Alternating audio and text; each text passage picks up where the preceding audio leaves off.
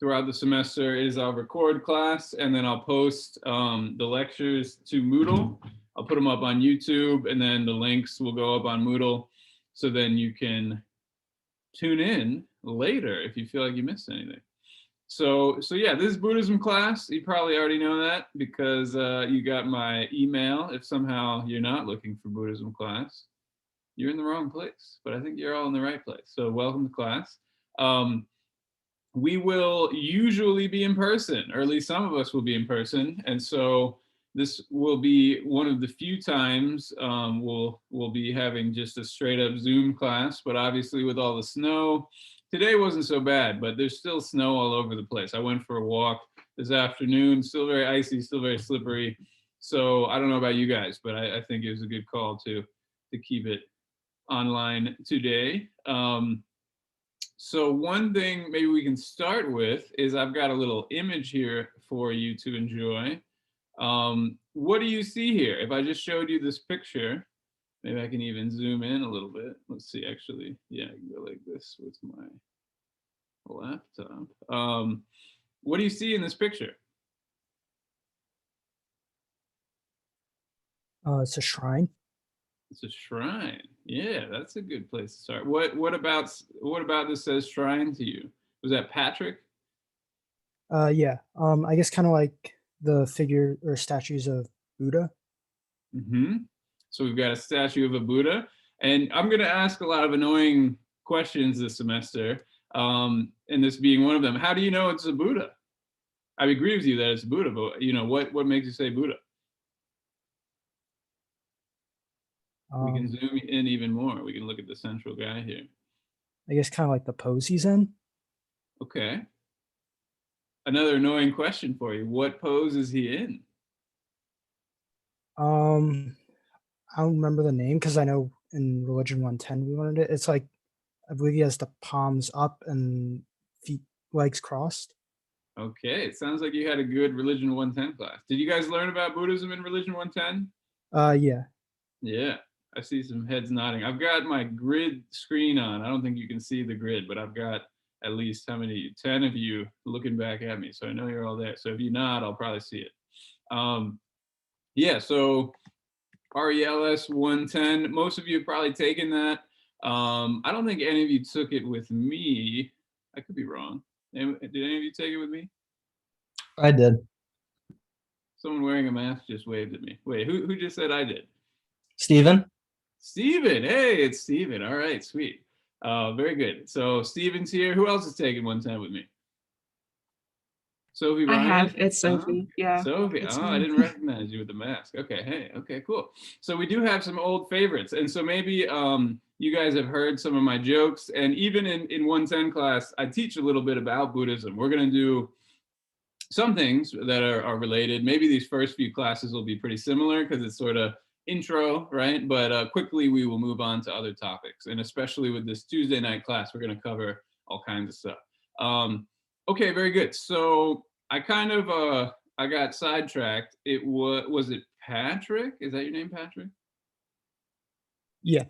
So Patrick was saying it looks like a Buddha. In 110 class, he learned about the hand posture. So he had a good Buddhism 110 professor. It looks like he's holding some kind of cup here. His legs are crossed, right? So all these are sort of classic Buddhist positions. If you've ever meditated before, maybe you've sat in a position kind of like this, and you're usually told to put your hands in a posture not so different from this. Usually you probably won't be holding a cup, but other than that, it'll be pretty similar. Anything else about this picture that says, oh, this is definitely a Buddha to you? What about the face? Is there anything kind of Buddhist about the face here?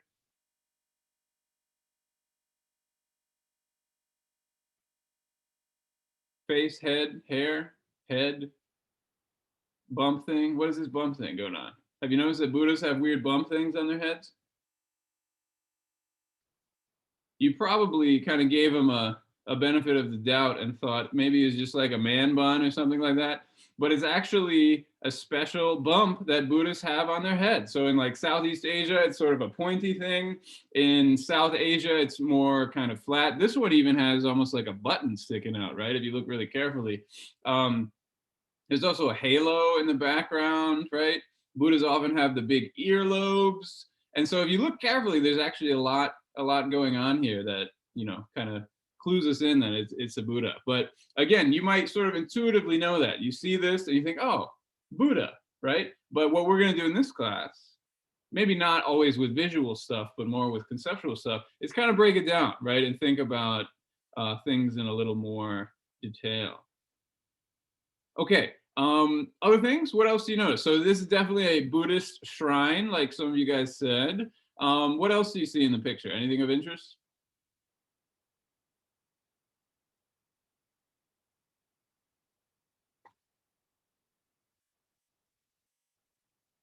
What about these guys down here? What's going on with them? Can you tell who they are? Recognize any of them? Are they Buddha. are they monks? Maybe. Yeah, they look like monks. What makes you say monks? Like what they're wearing kind of reminds me, like especially that one in the middle, like Yeah. that headdress type of thing kind of gives me like ceremonial kind of Yeah, vibes. definitely. Ceremonial vibes. Yeah. So the kind of brightly colored robes, depending on where a monk is from, they'll be slightly different style. But these are, I'll give you a hint. These are Tibetan monks, and so they have a kind of a burgundy and gold style, right? Sometimes it's sort of a darker red color. Sometimes it's the brighter yellow color.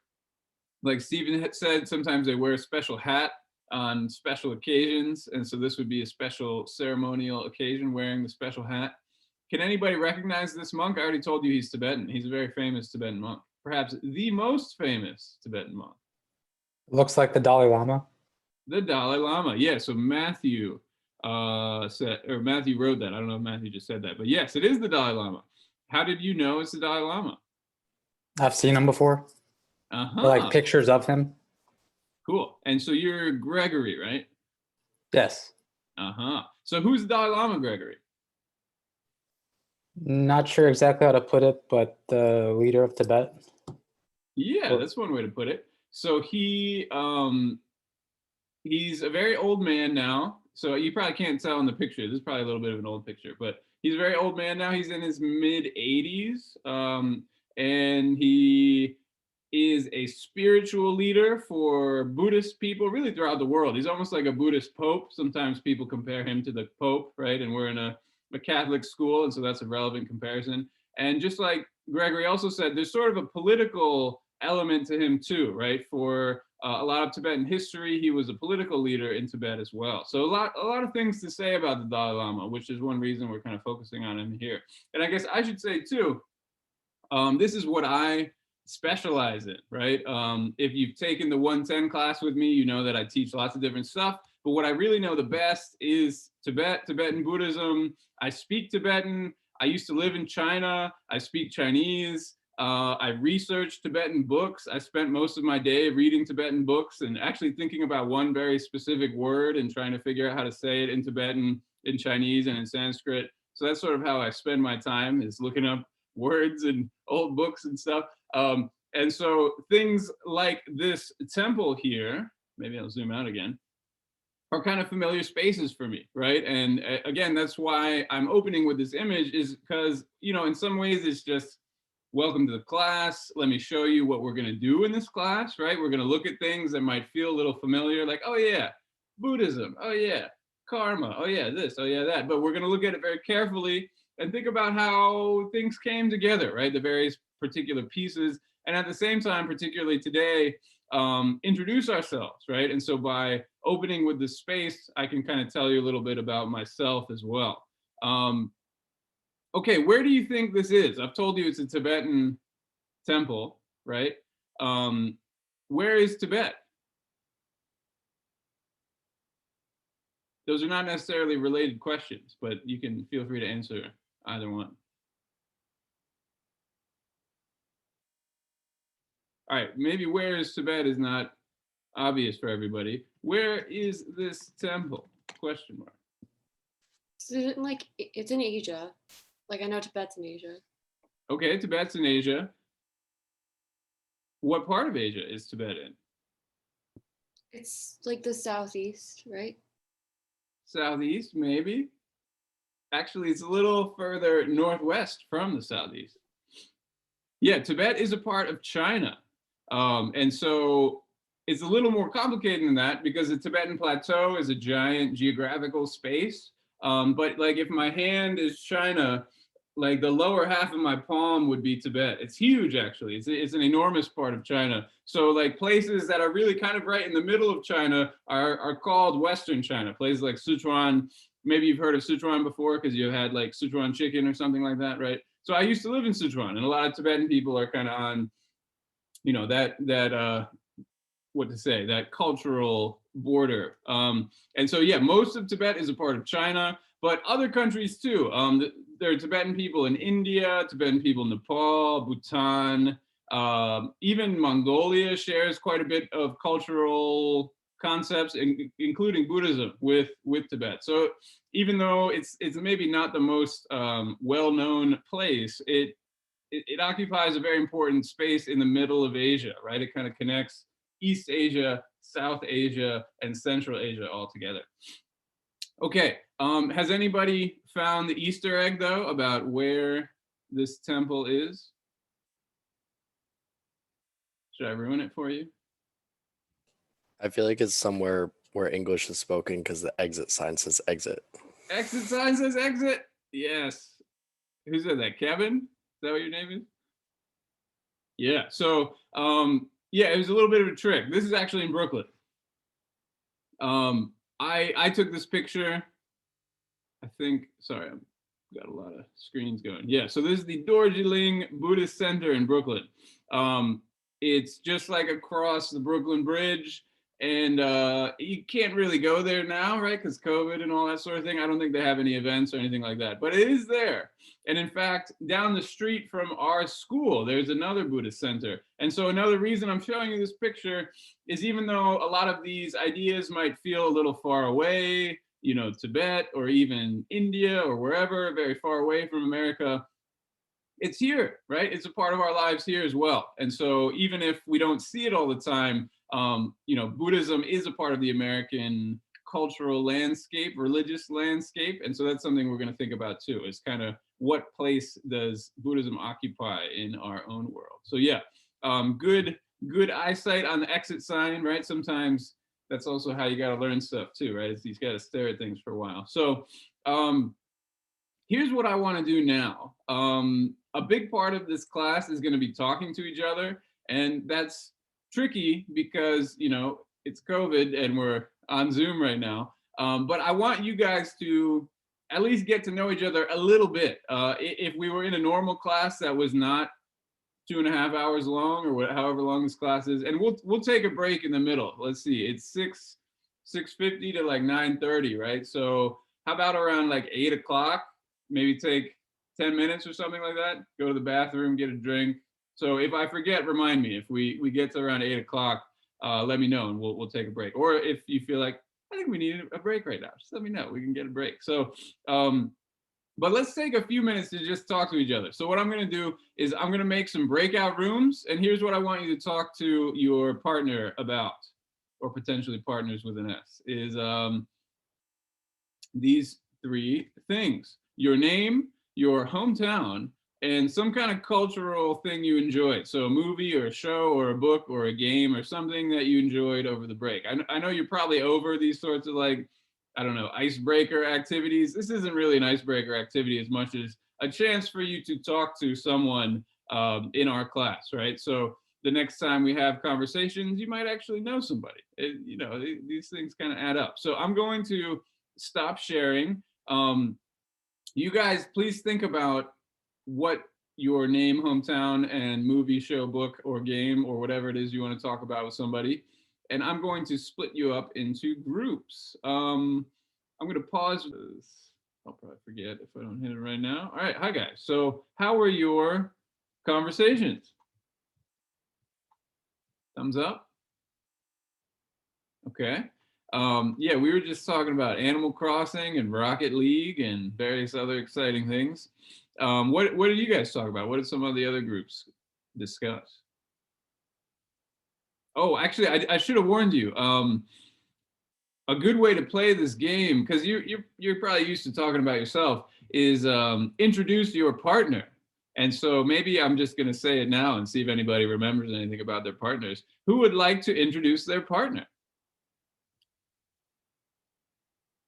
If I had warned you, it'd be a little bit easier of an exercise because maybe you would have written something down or whatever. But who remembers their partner's name? Why don't we start with that? I can introduce my partner. Please.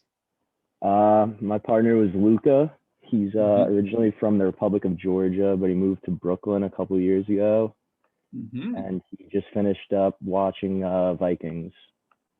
Vikings. I don't know Vikings. What's Vikings about? Pretty good show. It's about like Vikings in the medieval times, and they're like raiding like England and stuff and France. Raiders gonna raid, as they say, right? Yeah. Luca, what do you think about Vikings? I mean, I think it's a pretty good show. So Yeah. it has six. Yeah, it has 6 seasons. They just finished the last season, so they ended this TV show. Mhm. Yeah. Okay. Is there anything other than raiding? Are there like interesting characters who have conflicts in their lives and overcome Yeah, obstacles? it's about the one king. His name is Ragnar, and his sons, and they go. I mean, to England. One went to the Asia for the first time in Viking history. Oh, They are already in England, France, and so yeah. sweet. I feel like, correct me if I'm wrong, but I feel like since Game of Thrones, there's been a ton of like medieval kind of shows. You know what I'm talking about? I Yeah. couldn't tell you even what they're called. Like I'm just looking through Netflix and it's like, here's some show about Rome. Here's some, I guess Rome isn't exactly medieval, but here's some show about like a kingdom. And here's some show about a guy who's kicked out of his kingdom, but he's coming back to his kingdom, right? I maybe it's just kind of the Game of Thrones effects, but these kind of shows are hot right now, aren't they? Yeah, I think that the Game of Thrones and Vikings started at the same time. I think see. so. Yeah. So yeah. Cool.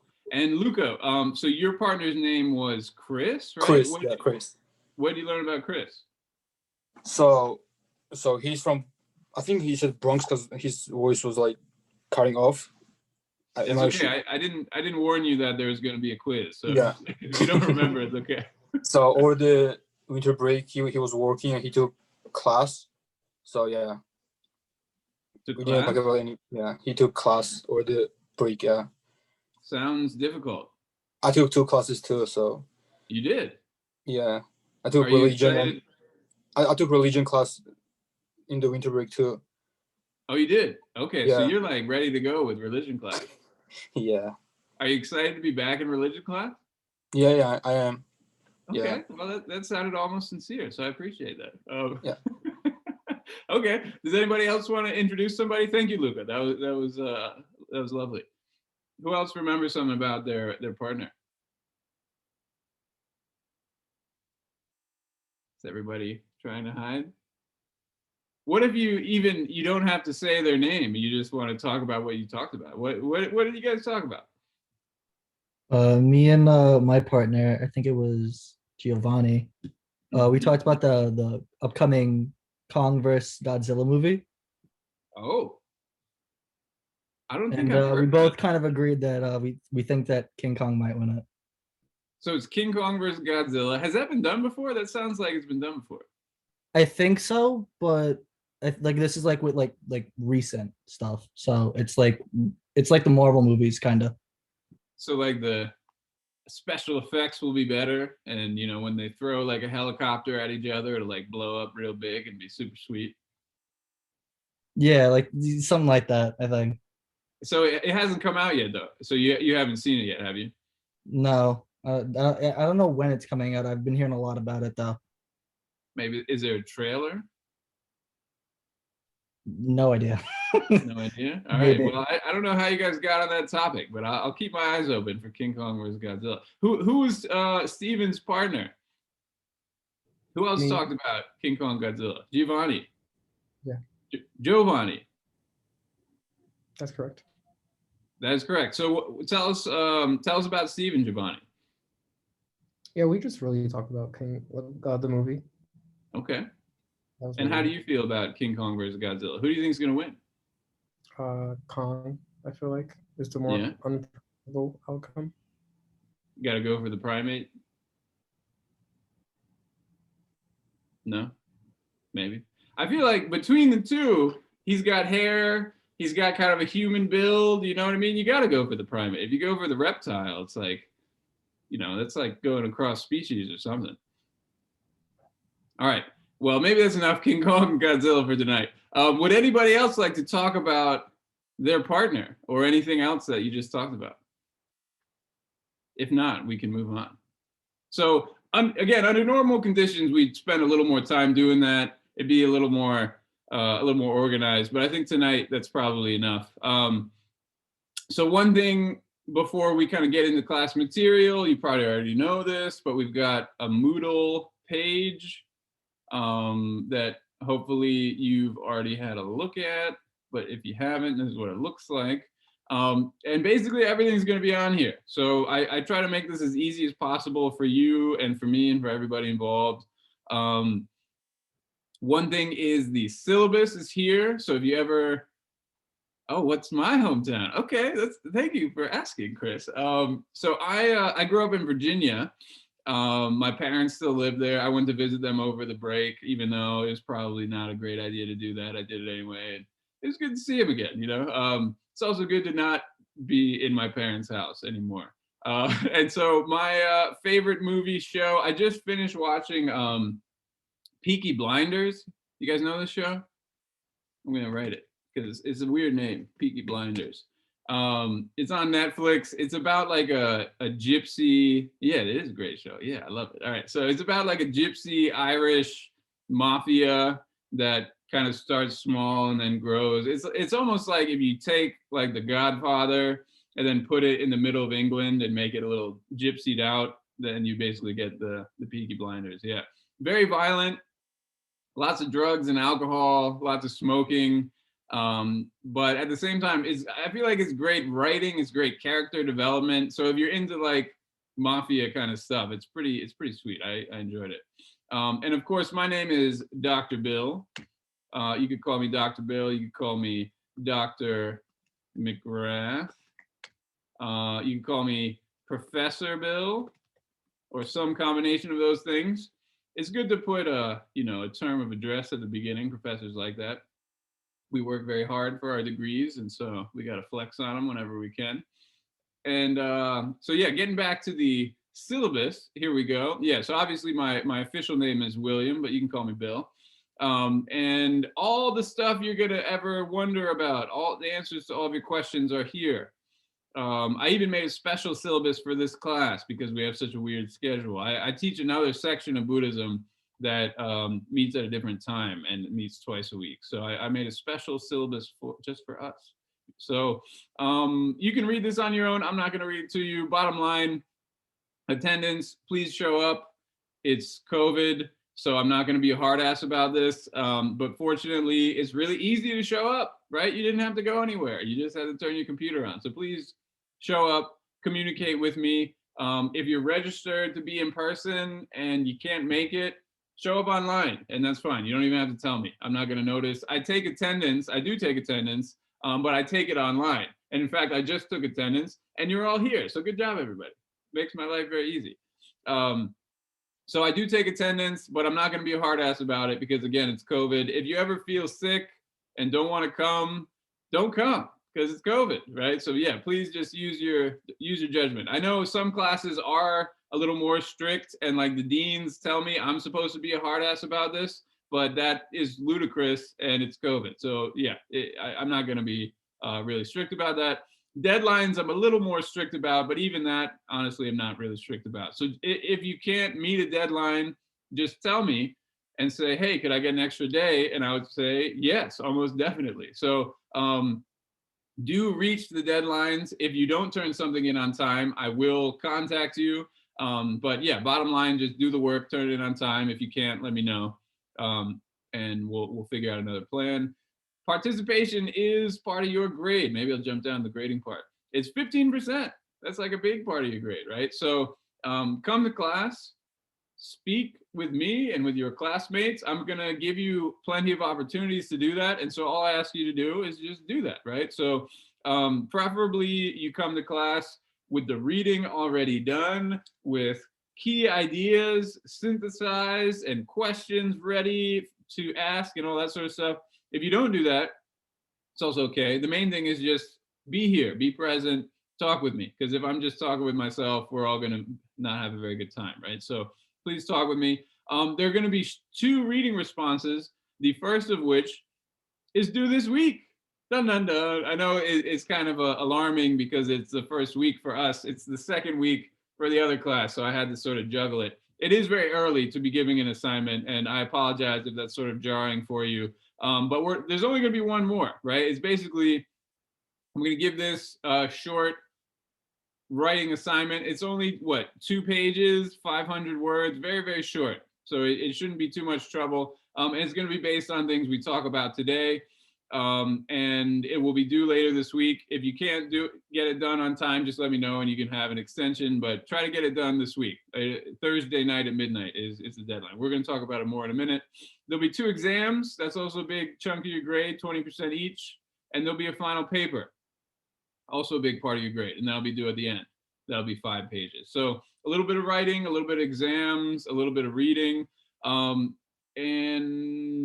maybe the rest of this, I guess we can just look at the schedule a little bit. So part 1, we didn't meet during the first week because we have a weird Tuesday only schedule. Here's what we're doing this week. Here's what we're doing next week. Here's what we're doing the next week. And so you can look through the syllabus and get a sense. I have the course divided into 3 parts. And so at the end of each part, here's part 1, we'll have an exam. At the end of the second part, we'll have an exam. At the end of the third part, we will not have an exam. And you might be thinking, aha, no exam at the end. I don't have to pay attention. And that's kind of true, but then you'll write a crappy paper. So you have to pay attention to the extent that you need to write a paper. So 2 exams and a paper. That's the main thing. The reading response is to make sure you're sort of paying attention. There'll be another one in the middle of part 2, and that's it. That's what we're doing this semester. So any questions about the syllabus? How's that sound? Pretty good. Obviously, you can read it at your leisure. You can download it here. It's right here. Also, announcements. This is a good link that you might skip over, but this is where I email you from. So here, I sent you an email whenever that was. Does it say? Yeah, on the 28th of January, so 5 days ago. And so if you forget or feel like you never got an email from me, you can just click here and find all the emails I send you. If you think, hey, didn't he say I need to like buy a book or something? It's like, oh yeah, here's that link. Okay, $5 on Amazon. That's not bad. So what am I doing? All right. So yeah, coming back to the Moodle page, everything you need and more will be here. I basically took the schedule and pasted it out so you can go down. Hopefully you figured this out. I tried to warn you in my email, but it should be pretty clear. We read Kyon for today. You don't have to buy Kyon. I gave you the whole PDF right here. You can download it. It's 153 pages. We're not going to read all 153 pages, but I just gave you the whole thing because it's simpler that way. Lopez, we're just going to read a little part of it. And of course, that's what we did for today. So hopefully you already read all of these things for today. If not, again, that's okay. You'll have a chance to catch up. The Karma Tales, that came from this book. I scanned it for you. And this was really short, right? It was just 12 little pages. So hopefully that wasn't too bad. So that was all the reading for today. So what do I expect is I expect you to have read all this for today. And then we'll have that first reading response due on Thursday before midnight. Does that make sense? So next week, we're going to read The Life of the Buddha. And I scanned the first part of it. This was actually a while ago. It was already on my hard drive. I didn't scan the entire section we're reading. So what does that mean? Is get the book now, right? If you don't already have this book, do I have my copy handy? I think it's in my backpack. Actually, yeah, here it is.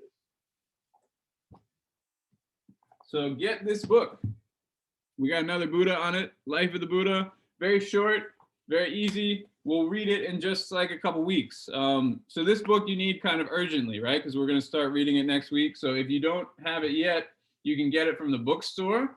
You can get it from online sources. You can get it lots of places, but we're going to start talking about it next week. So do get it and do start reading it. This is the other book we're going to get, Novice to Master. That one we won't start until week like 12 or something. So that one's not as urgent, but do get the Life of the Buddha like now. Yeah, and then we'll keep reading Kyon. Obviously that can come from that link from above, right? So that's coming from up there. And we'll get through this, and then week 6 we'll have the first exam. This looks a little weird, right? Because we're gonna have a reading and an exam on the same day. Basically what I'm planning is we'll cover that last little bit at the beginning of class, and then at the end of class we'll have the exam. I might alter that. Again, I'm still trying to figure out. Maybe we'll do, I don't know, exam first and then lecture is not gonna work. So we'll figure something out, but this exam will be during class time.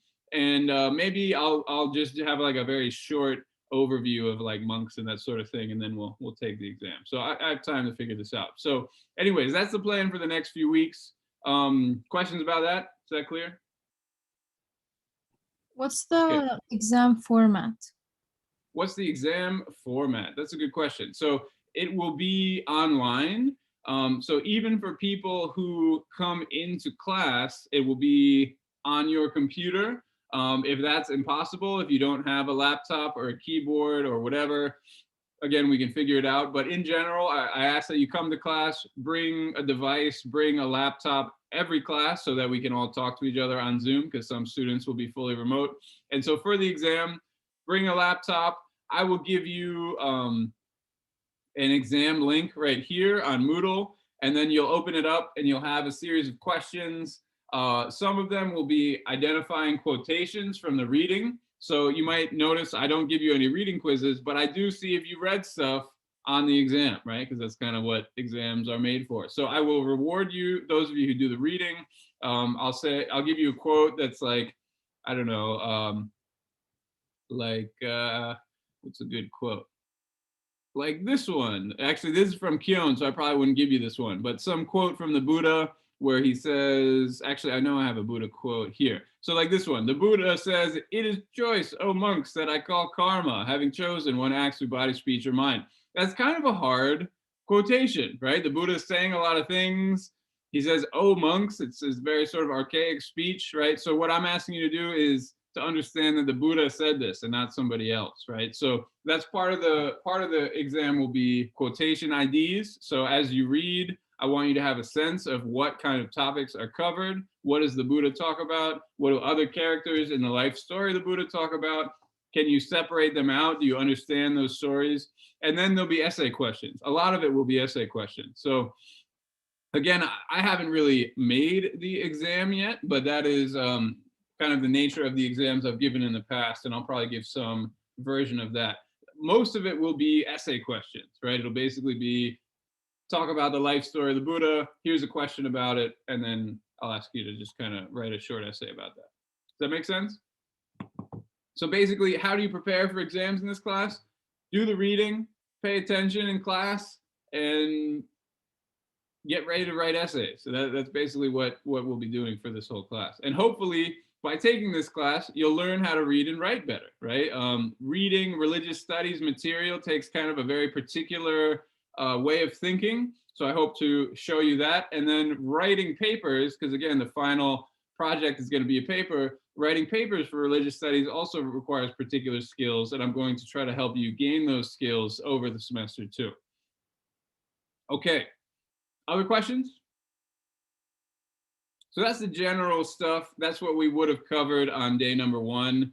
Now, let's get into it. So how long did you say the final essay was? The final essay is 5 pages, so 1,250 words. So a double-spaced page is about 250 words. Shouldn't be too bad. It's something you'll probably want to write in more than one sitting, right? That would take like a pretty heavy Red Bull infused night to get that all out in one night. And it'll be very uninteresting to read. So yeah, you know, that's very far away from now. But before that, for this week, you're going to have a 500-word reading response, which again, we will talk about in a moment. maybe after the break, after the 8 o'clock break, we can start talking about that. Okay, why don't we get into it? So what is Buddhism? We've talked about kind of Buddhist iconography a moment ago. What else do you know about Buddhism? If I just asked you, somebody on the street, what is Buddhism? What would you say?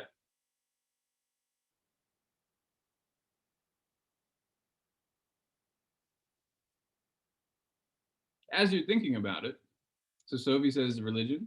I might have done this exercise with Sophie before, so that's a very good response. As you're thinking about it, here's the Temple of Enlightenment. Has anybody ever been to the Temple of Enlightenment?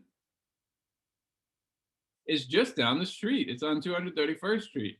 I guess obviously we're not at Manhattan College right now, but it's very close to Manhattan College. Under normal times, maybe we could even go on a field trip there, but unfortunately these are not normal times. As you can see at the top, Chinese characters, right? So it was kind of initially designed to be a more Chinese establishment, but the monks who stay and run the temple now are from Sri Lanka. So it goes to show that Buddhism is kind of widespread, right? South Asia, East Asia, as I said before, Central Asia, Southeast Asia, all over the place. Very widespread, very successful religion in a way, at least for a time.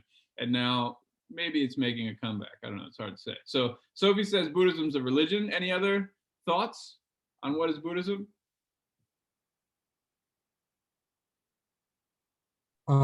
Like it has to deal with like karma and dharma and enlightenment. This stuff I remember. Sounds like you might have taken somebody's class that taught you those things, Stephen. Okay. Yeah, so karma and enlightenment and that sort of stuff. Aiden says it's a guide. Okay, I like that. What is a guide to, Aiden? A guide to what? Just like living life and how to live your life. A guide for how to live your life. Yeah, wonderful. So this is kind of a few common responses, right? So we've got religion here, we've got way of life. Nobody said philosophy. Aiden basically just said way of life, right? A guide to live your life. And arguably, that's kind of what religions are, right? And so one thing we need to think about is how do these concepts relate to each other, right? Philosophy is definitely a big part of Buddhism. And for people like me, you can do an entire PhD about Buddhist philosophy, just like you could about Greek philosophy or some other philosophical tradition. So a big part of Buddhism definitely is philosophy, talking about the way things exist, epistemology, how do you know, what you know, all of these kind of philosophical topics are certainly a central part of Buddhism. Like Aiden said, maybe something like ethics or moral, right? These different ways somebody might live their lives. Maybe you've heard the Dalai Lama say, my religion is kindness, right? That sort of thing comes out here where it's like, oh, I can live a kind life and be a kind person, and I'm a Buddhist. And so what makes Buddhism a religion is something we will also focus on in this class. And in fact, it's something that doesn't always get a lot of space, but we're going to think about the more religious aspects of Buddhism. And I will argue that Buddhism is very much a religion, right? As well as these other things. So I think we've done enough kind of exercise like that. Why don't we get into some material? So the Kyon reading, this is Kyon, right? I showed you where to find that reading on Moodle just a moment ago. He opens with this line and he says that the study of Buddhism over the past century or so has resembled the encounter of the blind man and the elephant in many ways. So what is the blind man and the elephant? We got a nice image here. I'll zoom in on it. What's going on in this image? We got blind monks examining an elephant, right? Can you tell what's going on here? I remember in the reading, it pretty much said that they were told to hold and like describe different parts of an elephant, and every group had something different that they described it as. Exactly. So imagine if you were a blind person and you were encountering an elephant for the first time, what would that be like, right? You're blind, you can't see, maybe you can smell it or something, but in the end, you're coming up to this elephant, like Stephen was saying, you're groping around, and depending on which part of the elephant that you encounter, you might have a very different idea of the elephant, right? So that's what we see happening here. There is a nice poem that I feel like time is moving kind of quickly. Maybe there's not. Well, let's watch it a little bit because it actually is kind of an important detail. Is we have this guy named John Godfrey Saxe. As you can tell, he lived in the 19th century, and he is something of an Orientalist. Maybe I can write that in the chat. I gotta move all my things around. Have you ever heard this term, Orientalism? Have you ever heard that before? What is the Orient? Have you ever heard of the Orient?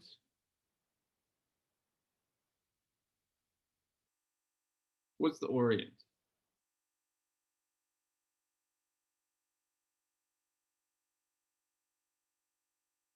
So I should have warned you about this too. One thing I do in this class is I ask you about words, because if you think about it, what is learning? Learning entails a lot of different things, but the very kind of basic nuggets of learning really are words, right? And the more words you know, the smarter you will be. And that's why you have to know words for your GRE and all that other kind of standardized testing and all that kind of stuff. So a lot of what we will do in this class, I'll ask you about words. And if you don't know a word, what can you do? Look it up. Look it up. That's right. Steven knows because he took a class with me. So there's no shame in looking it up and then reading from your computer. And in fact, I encourage you to, because sometimes that even helps us all learn things. So yeah, what is the Orient? It's basically Asia, right? It's the East. Another word you probably don't know is the Occident. And so that's kind of the opposite of the Orient. It's East and West. And so what is an Orientalist? Is a Western person who talks about the East.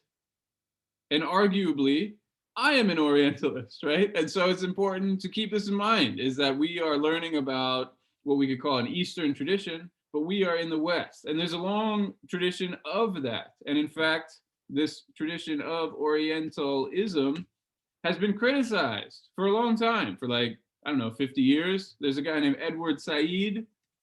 It looks like his name is Said, but he's Egyptian, I think. Maybe he's educated in Egypt. He might be like Palestinian or something.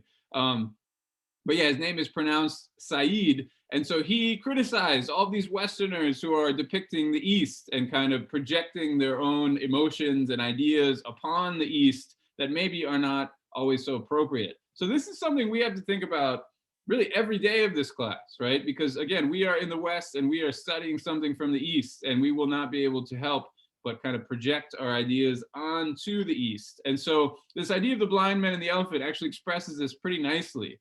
So why don't we, with all that being said, why don't we listen to our narrator with a very nice British accent tell the story, The Blind Man and the Elephant. The Blind Man and the Elephant. Oh, I think I need to mess with the settings for you guys to optimize the sound. One sec. Yeah, okay, let's try this again. G. Sachs. It was 6 men of Hindustan, to learning much inclined, who went to see the elephant, though all of them were blind, that each by observation might satisfy his mind. The first approached the elephant, and happening to fall against his broad and sturdy side, at once began to bawl, "God bless me, but the elephant is very like a wall." The second, feeling of the tusk, cried, "Ho, what have we here? So very round and smooth and sharp, to me 'tis very clear, this wonder of an elephant is very like a spear." The third approached the animal, and happening to take the squirming trunk within his hands, thus boldly up he spake, "I see," quoth he, "the elephant is very like a snake." The fourth reached out his eager hand, and felt about the knee. "What most this wondrous beast is like is very plain," quoth he, "'tis clear enough, the elephant is very like a tree." The fifth, who chanced to touch the ear, said, "E'en the blindest man can tell what this resembles most. Deny the fact who can? This marvel of an elephant is very like a fan."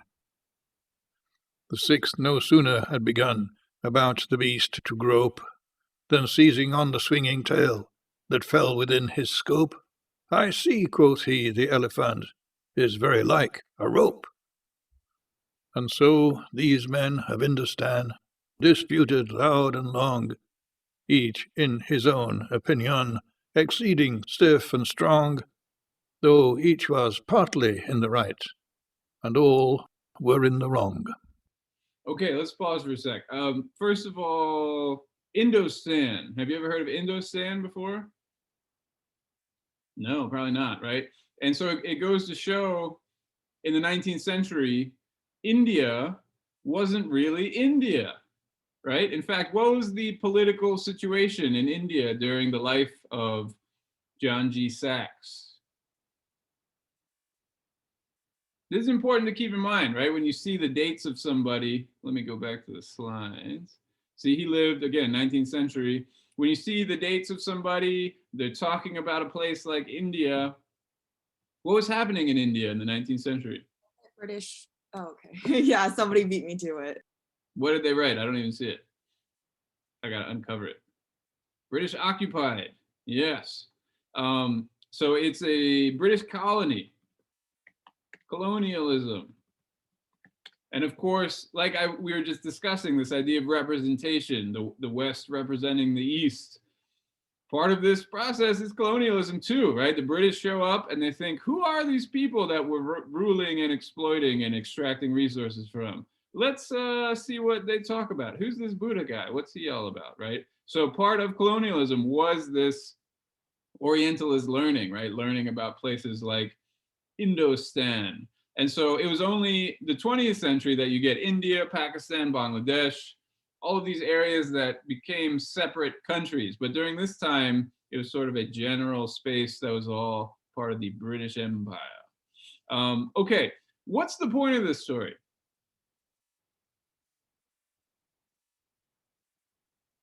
Actually, I don't think we listened to this last line. He says the moral. So think about this for a moment as we listen to his moral. What is the point of this story? Right, and all were in the wrong. Moral.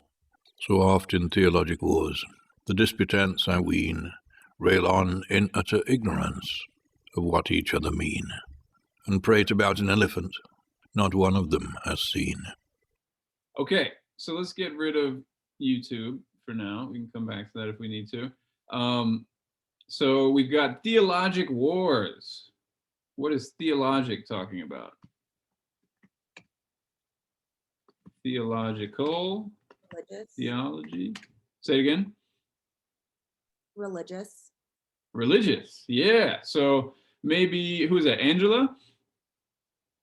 Alexandra.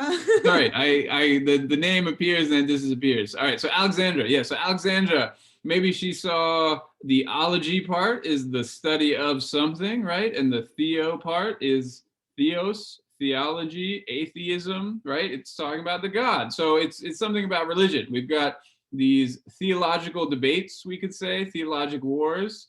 And so again, what's the moral of this story? What is Sachs trying to say with this story? That everyone, that people have different like interpretations of Buddhism, and they all have different viewpoints, and like they don't know who's right or wrong. Excellent. Yeah. So, and we could even make it bigger, right? Just about religion in general.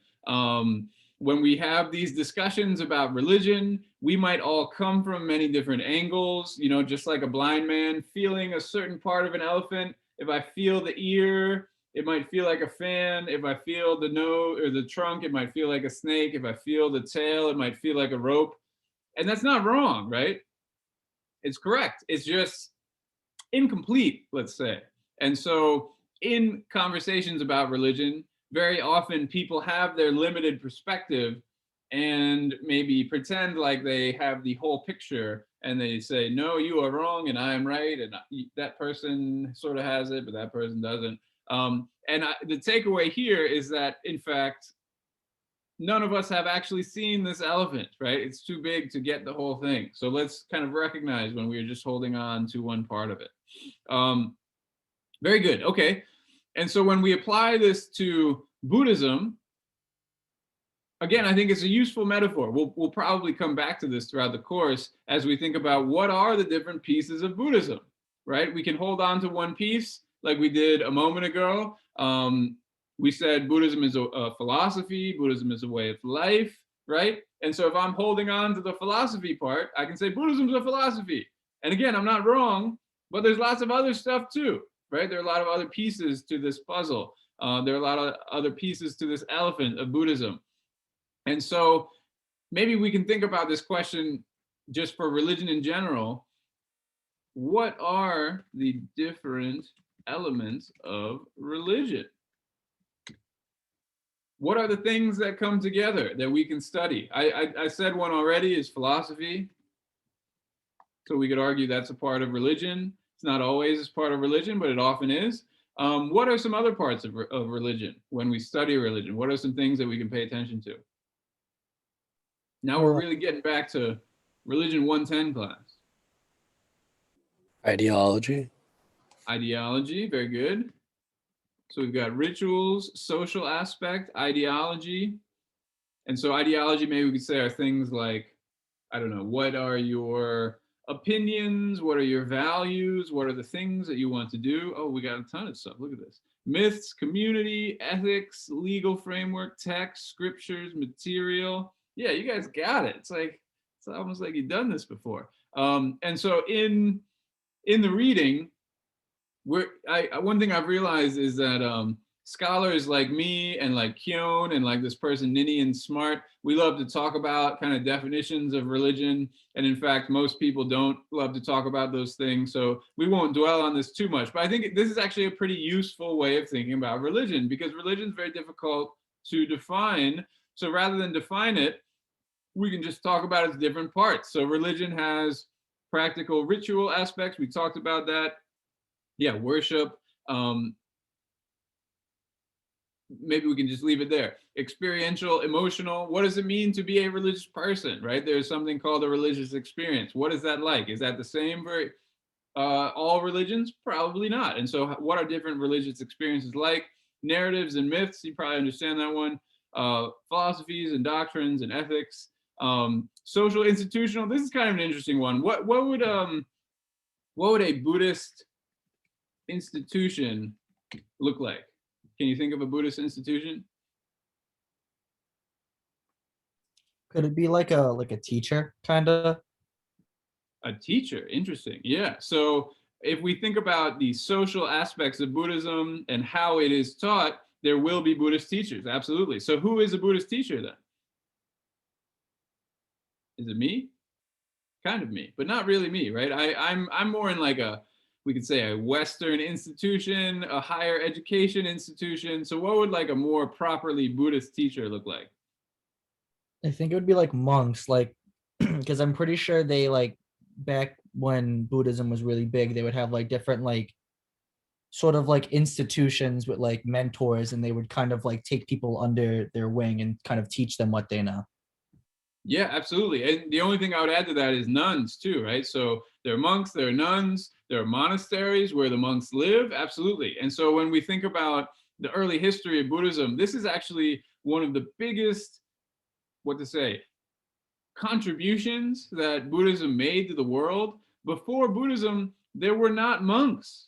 There were people who would kind of wander around. They would be called like ascetics. They sort of live outside of society. But Buddhists were like the OG monks. They were the first monks. It's really kind of an incredible thing. And when you think about what is a monk, what do monks do? They don't have a family. They don't get married. They don't like grow crops or anything like that. They read and write books. They travel around and teach. It's very easy to become a missionary if you are a monk. And indeed, that is what happened, right? And that's one reason that Buddhism was so successful, is they went around and spread reading and writing and teaching and all of these sorts of things as they went. Okay, very good. Any questions about all of this stuff? Again, this is kind of a intro to religious studies sort of moment where we're thinking about what is a religion, and we can come up with a list of all of these different things for Buddhism. I don't think we need to do that right now, but it is something we will kind of implicitly do throughout the semester. Does that all sound good? All right, let's move forward. We got 5 minutes till the break. I'm paying attention to that. So let's finish this slide and then we can take a break. So the 3 jewels, this is a pretty key term. One reason it's a key term is because it basically answers the question of what does it mean to be a Buddhist? A Buddhist is someone who believes in the 3 jewels. So what are the 3 jewels? We'll talk about it in a moment. Actually, the language is refuge. Is someone who goes for refuge in the 3 jewels. Like I used to have a friend when I was doing my PhD. He was a monk, and whenever I'd have dinner with him, he would say a prayer to the 3 jewels, almost like an offering to the 3 jewels right before we would eat. What is it? What is refuge? Maybe you've heard of refugees. What is a refugee?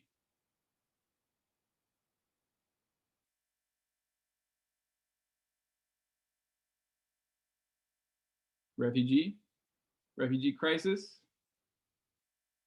People don't really talk about refugee crises anymore, but we were in one of them not too long ago. Someone who goes to a place seeking safety. Yeah, that sounds good. So yeah, there's a sense that you're in trouble and you're looking for help, right? Who has to flee their home nation. Exactly. So what does it mean to go for refuge in the 3 jewels? It shows us that Buddhism is actually founded on this idea that we're kind of in trouble. The language we're going to use is suffering, but we could think about trouble, safety, danger, all of these things. There's a sense that we might be in danger and we need to go for refuge somewhere. And there's a sense that if we take the Buddha as a teacher, then he will protect us. If we take his teachings as our own life teachings, right, as our own way of life, then we will find refuge in the teachings, and then the Buddhist institutions, right, the monks and the nuns and the monasteries and all of these things we just talked about. With our last few minutes before the break, let's talk about this picture here, and then we can refresh ourselves. Here's another picture of the Buddha, right? He's got the same kind of man bun thing going on. He's got the same cross-legged thing going on. His hands are a little broken, so it's a little hard to tell what they're doing, but one is sort of in his lap and one is he's holding up. I would argue that this Buddha looks a little different from the last Buddha we saw, but you know, there are a lot of things that are the same too, but there are some differences. Do you notice any differences here? How is it different from the last one? He's not holding a cup. Yeah, good. So the hands are definitely in a different position. The other one, he's holding something. This one, he has a slightly different hand position. The hand positions have a name. We'll probably talk about this later, but just in case you're curious, is mudra, right? And so the mudra is referring to the position of his hands, and his hands are in a teaching mudra here when he holds his hands up. I believe so, at least. His fingers are missing, so it's a little hard to tell. Usually when he holds a hand up, he's teaching somebody. So that is a good observation. Anything else? How's this one different from the last one?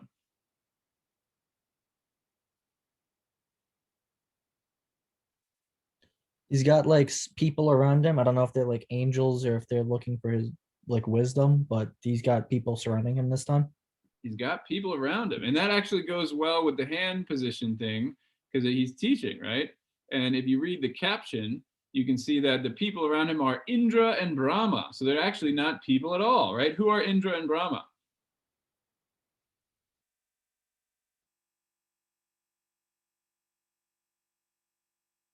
You guys heard of them before? Priests? Not quite. Gods, yes. So these are Hindu gods. Hindu gods. And so if you covered Hinduism in Religion 110 class, you've probably heard of them. They're 2 of the most important ones. There are some other important ones, but they're 2 very important gods. And one reason people thought maybe they're priests or students or something like that is because if you look at their posture, what are they doing? How would you describe their posture? What are these gods doing to this Buddha? Right? Sort of like, yeah. Praying, right? Isn't there an emoji for that, right? They're doing the emoji. This is like an ancient emoji right here. And this is very ancient. This is like 2,000 years ago. That's another thing we could say is this is old, right? It's covered in dirt, it's broken. So this is from northern Pakistan, a place called Gandhara, which it's not worth looking at a map, but it's basically like the furthest west part of India, the furthest west part of South Asia, let's say. And do you guys know Alexander the Great? Alexander the Great. Yeah, does that ring a bell? Kind of, sort of. So he is from Macedonia, which is basically a Greek empire, and he kind of took over the world. You know, before him, it was the Persian Empire who had already taken over the world, but he took over them and really marched all the way to Gandhara. So if you're thinking they look a little bit Greek, you would not be wrong, right? This sort of robe style, the way in which all of their body parts are very detailed, like you can kind of see this guy's gut sticking out and that sort of thing. It looks a little bit Greek to me. You know, I'm not an art history professor, but this is pretty well established that Greek artistic sensibilities, aesthetics were widely practiced in Gandhara, such that figures like Hercules can be found in other statues that sort of look like this. He's got a sweet mustache too, right? That's kind of abnormal compared to the things we saw before. So anyways, it's all just to say, this is a very old image. These are very important gods, and they are bowing down to someone who used to be a man, right? And if we think about, you know, what is the role of gods in Buddhism? How does Buddhism compare to other religions that maybe worship gods? Here it's almost flipped on its head, right? Where the Buddha, he was a man, he is no longer a man once he becomes a Buddha. He's not a god, he's something else, right? And it's something that's even higher than the gods, or at least that's what the Buddhists are claiming. So that's what we're going to get into. Why don't we take a break? Anybody have any questions before we do? We all doing all right? All right, let's take 10. How's that sound? So let's come back at, well, let's take 12 just to keep it a round number. Let's come back at 8:15. Okay. All right. So I'm gonna go dark and turn everything. I'm gonna keep the room open so you guys can stay if you want. You can go if you want. It's up to you. What am I doing? Yeah. Stop share. All right. So I'll see y'all in 12 minutes. Okay, and we're back. Hi, everybody. How was your break? All right, so now we're really going to enter the twilight zone because, like I said, I did not drink coffee before class, and it's kind of late. It's getting to be almost Professor Bill's bedtime, so things will get interesting here.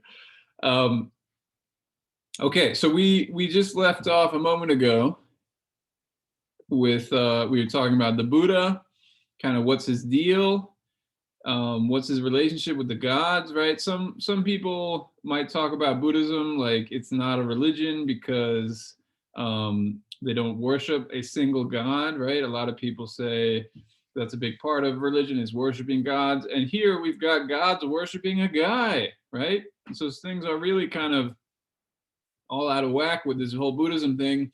It's worth making this comparison, particularly because we're a Catholic school. You know, if Christianity developed out of what we might call sort of a Jewish cultural background, let's write it like this: Judaism kind of gives birth to Christianity, and also Islam for that matter. Hinduism is kind of the background for Buddhism. There's actually a lot of parallels between these traditions. And so, of course, then the comparison would be Buddha versus Christ.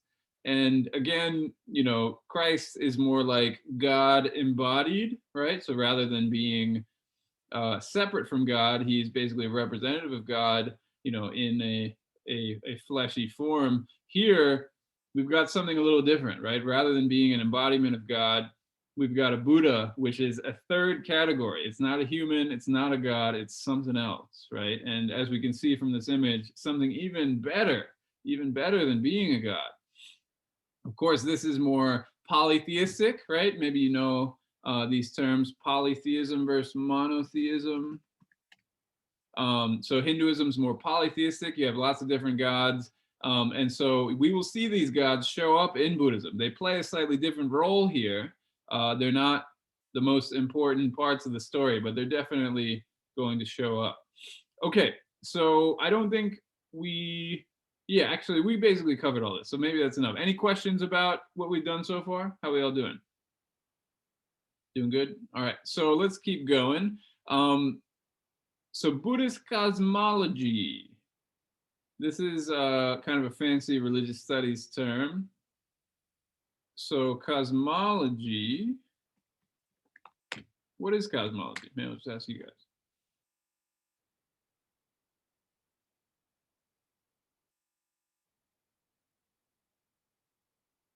So we got ology. What is ology talking about? It's the study of. The study of. And so what is this the study of? Astronomy. The cosmos. So what is the cosmos? The universe. Yeah. So cosmology, astronomy is basically cosmology for all of us. But here it's actually a little more, it breaks a little bit away from that, but that's basically what it's talking about. We've got, I've heard it explained this way: time, space, and zoology, which is just another ology, but time, space, and beings, right? Who are the beings? Who are the beings in time and space, right? And so Buddhists have a slightly different way of thinking about time and space and beings in that space. So maybe we can start with time, just because I feel like it's kind of important and I might forget to talk about it if we don't talk about it first. So in, let's say, an astronomical point of view, what is the beginning of time according to astronomy? The Big Bang. Yeah. What is the beginning of time? Big Bang. So what happened at the Big Bang? Does anybody actually study this kind of stuff?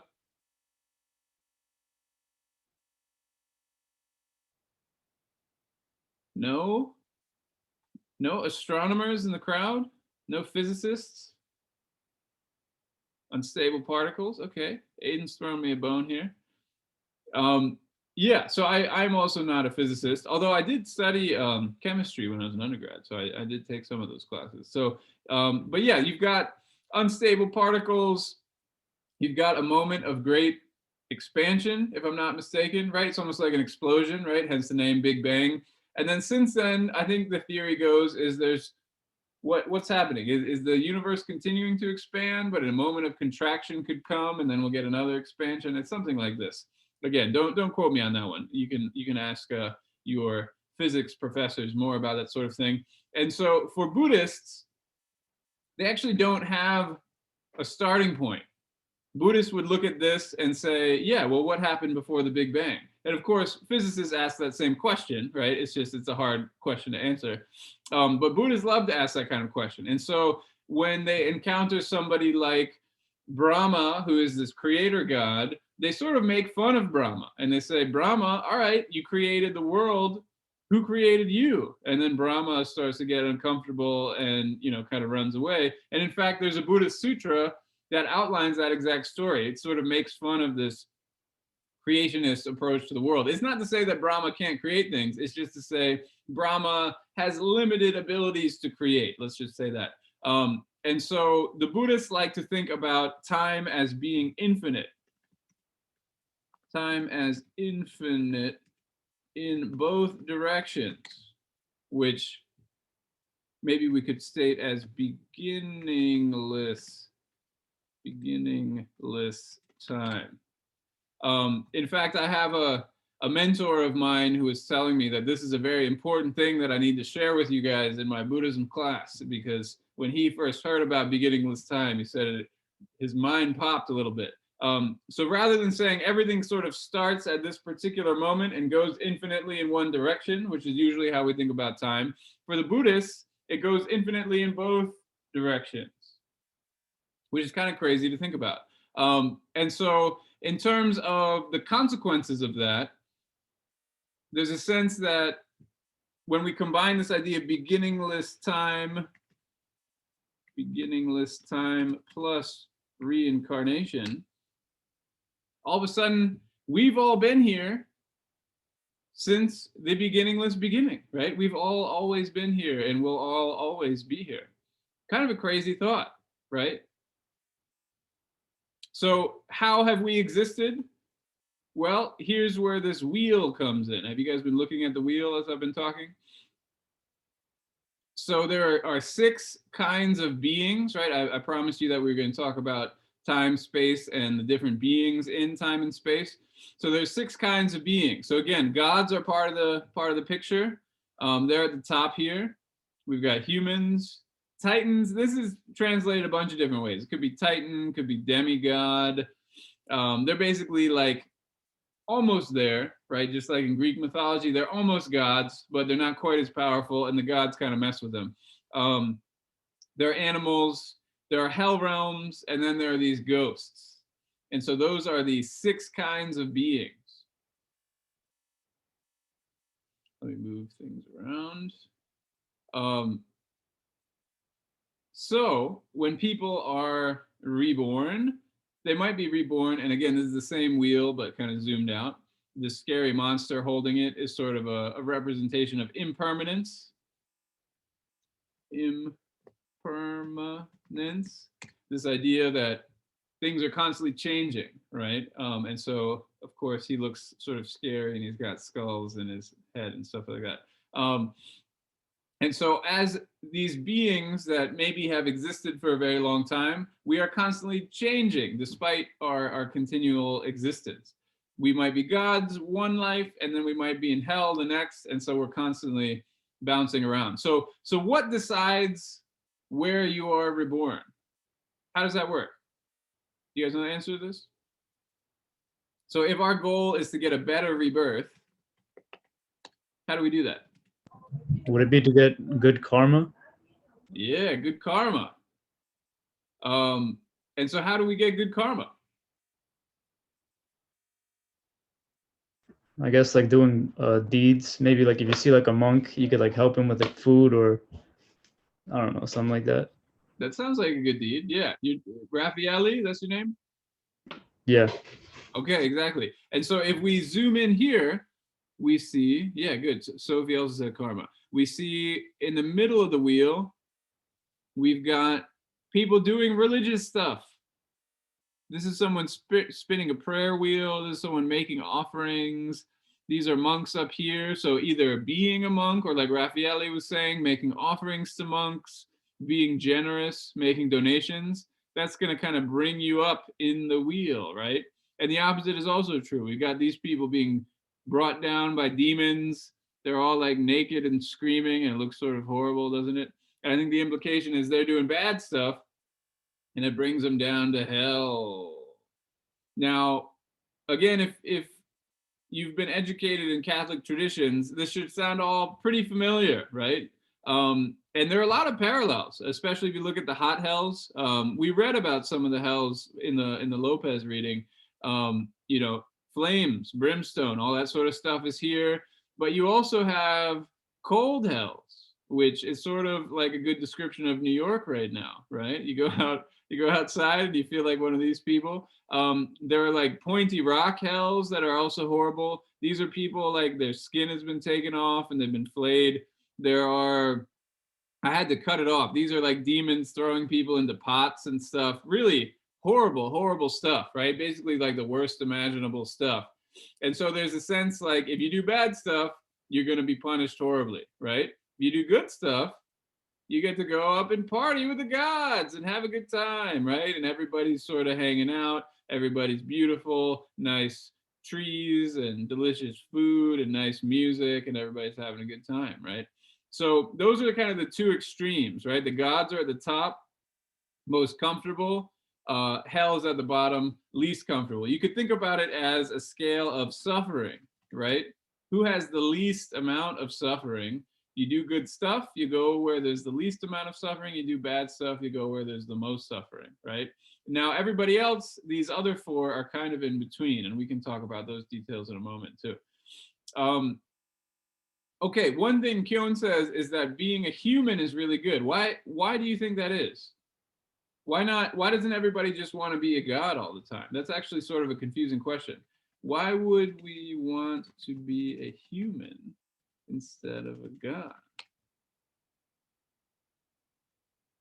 Is it because it gives like sort of like aspiration to like move up while not being kind of like content with you just being a god? Yeah, so what about being a god would make you content? You're a god, you don't really have to worry about anything, but if you're a human, you want to be a god, so you try to do as much as you can to move up. Yeah, do you guys have suffering in your lives? Is anybody living a life without suffering right now? Probably not, right? We're living in a time where you don't have to stretch your imagination too hard to think about what's wrong with the world, right? And so, like Steven's saying, I think, was that you, Steven? I'm assuming that was you because I think I recognize your voice. Yeah. Yeah, Steven. Yeah, so just like Steven was saying, as a human, there's a little bit of a fire under our ass. Not quite as bad of a fire as if we were in hell, right? But as a human, there's a little bit of a fire under our ass motivating us to do things, right? Whereas if you're a god, you're kind of already at the top. Have you guys ever been the best at something? And you think, oh, I'm so good at this thing. I don't even have to practice anymore. I'm so much better than everybody else. It's sort of, maybe a good story is like when I was in high school, I played Frisbee. You guys ever play Ultimate Frisbee? I'm going to write it in the chat. It's so important. Ultimate Frisbee. So I played Ultimate Frisbee in high school, and I felt like I'm pretty good at Ultimate Frisbee. I can throw the flick throw. I can throw the backhand throw. I can throw the hammer. I was like, I am so good at Frisbee. I'm probably the best at my school, maybe even the best in like all of Virginia. Who knows? I don't know. I'm really good at Frisbee, right? I had a very high opinion of myself. And then when I went to college, all of a sudden I realized there are people out there who are much better at Frisbee than I am, right? If LeBron James played Frisbee, even though he might not even know how to throw Frisbee, he would be better at Frisbee than I am, right? There are a lot of people who are better at Frisbee than I am. Just because I can throw a hammer doesn't really mean anything. And so that was a big slice of humble pie for me, right? The gods are kind of the same. You get to the top of the game, you sort of enter into these assumptions. Like, now I can relax, I can just kind of chill, I can let my guard down, I don't have to worry about anything. And in this sort of moral karmic universe, that's when you start making mistakes, right? That's when you start being kind of an asshole. That's when you start enjoying life a little too much, even though you got to this spot through discipline and hard work and whatever else. This is when you sort of start to get a little more relaxed. And just like we talked about before, even though people don't just like disappear or something like that, there's a sense that we will continue to exist. Our existences will always change, right? Heaven is impermanent, right? The existence as a god is impermanent. It will come to an end. And if you start to get relaxed, like Stephen was describing a moment ago, where are you going to go? You got nowhere to go except down, right? And often that is sort of the place where these gods go, is after a nice sort of hedonistic time up in heaven, they make their way all the way back down to hell or some other horrible place again. In Buddhism, Matthew has a question. In Buddhism, can people become gods or just hang out with them? Yeah, people can become gods. So in fact, it is a goal, right? Even though there's a sense that being a human is good for reasons that we were just discussing, people still want to be gods. And there is a sense that you can become a god. You will have to die first, right? And then be reborn in a heavenly realm. But in fact, I think I have a slide. Oh, I got to zoom out. There are lots of different gods, right? There are different levels of gods. This is on page 36 of Kyon. But okay, so we've got the hell at the bottom, we've got working up to humans. Then there are lower gods, which are maybe not so powerful. Maybe it's more like a spirit or something. They can kind of come and go. Maybe they can make some things happen, like beyond what a human can do, supernatural sort of stuff. But they're not like creating whole worlds or anything like that. Then you get up to higher gods, the sphere of pure form, where their bodies are not quite fleshy. They're not fully there. They're almost like these ephemeral kind of spirits. And then once you get all the way up here, it's formlessness. They don't even have a form, right? Which is sort of a mind-blowing concept. But what's being described here is almost like a very deep meditation space where you meditate so hard, you kind of go past your body and you enter into a state of being that is beyond form, or at least that's the way that people talk about it.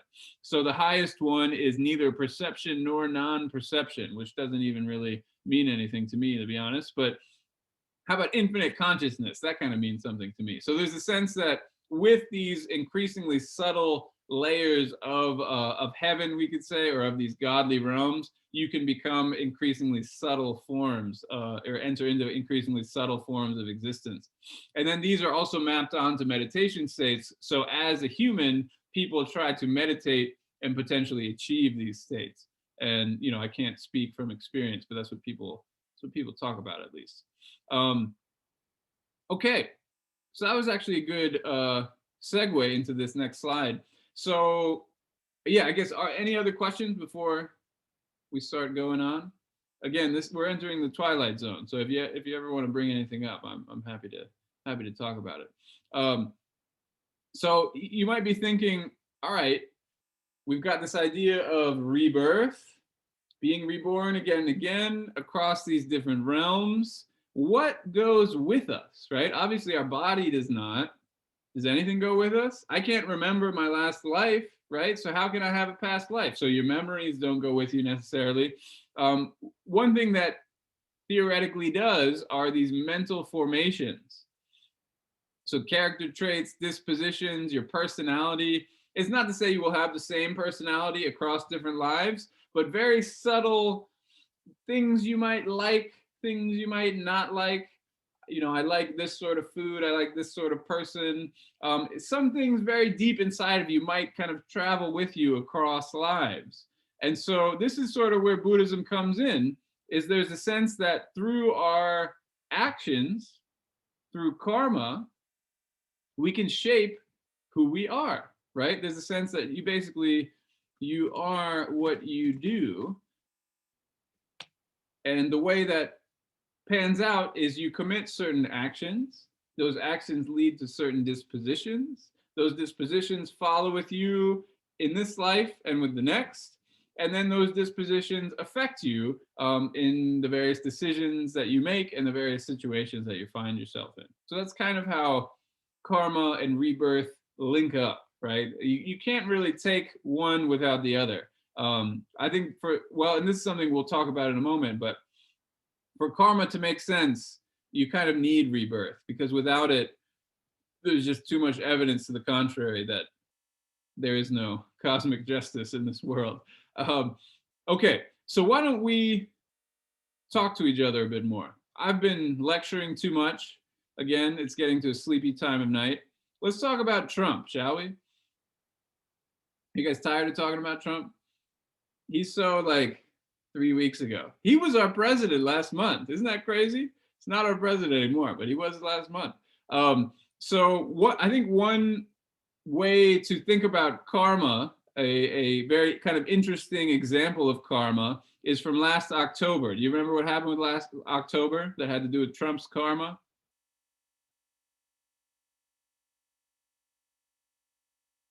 He got COVID. Again, a lot of things have happened between October 12th or whenever this is, early October and now, even though it was a few months ago. And, you know, our president getting a horrible disease would be something that should stay in our minds. For some reason, it doesn't, right? A lot of things have happened between then and now. So there's a Saturday Night Live skit where they talk about karma. So let's watch this skit to try to get a sense of what is going on with karma here. Usingly at Trump. Trump is on the other side of him there. So, all right. So what's he talking about? Why is he talking about karma? I thought that was like a Buddhist thing, right? What's he trying to get at here? I think he's trying to say like Trump's lack of caring about the virus, then it came back to bite him, so he got it. Yeah. Do you guys ever use karma in this way? Like, do you ever do things and think, oh, That was karma. Something happened to me. Totally my karma. What do people mean when they say that? How did I word this question? What does the word karma mean for most people in the US today? What does it mean for Jim Carrey in that skit there? I mean, Kyle sort of answered that question, but can we zoom out a little bit? Like, what is karma for the United States? Like you do something good, and then something good happens to you, and same if you do something bad happens to you. Yeah, exactly. Now, I don't know why. Honestly, I don't know the answer to this. I'd be interested in hearing what you guys think. Why do you think we talk about karma? What goes around comes around. Yeah, perfect. Why don't we talk about, I don't know, ethics in some other way? What is so appealing about this word karma? I guess first of all, is this true? Does what goes around actually come around? Is that true? If I'm like a good person, are good things going to happen to me? Maybe. Maybe not. Probably not. Aiden doesn't think so. Feels that way sometimes. Yeah. And this is worth thinking about, right? Why does it feel this way? I would argue it's comforting to know that some cosmic force will enact justice when other people can't. Yeah, I like the way Sophie put that, a cosmic force.